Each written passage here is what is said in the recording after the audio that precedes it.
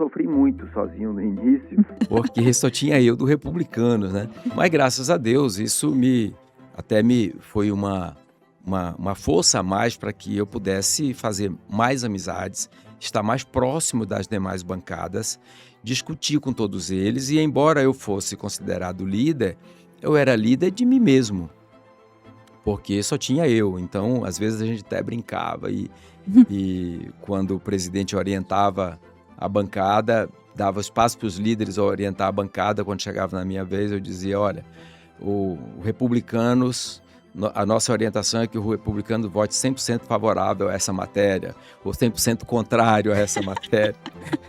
Causava São risos, histórias causava assim de risos no meio do bastidores, plenário, né? porque só tinha eu, né? Agora já é diferente, agora somos 5, então Olha nós que temos sempre que bacana. sentar com os 5 para decidir de que forma nós vamos orientar.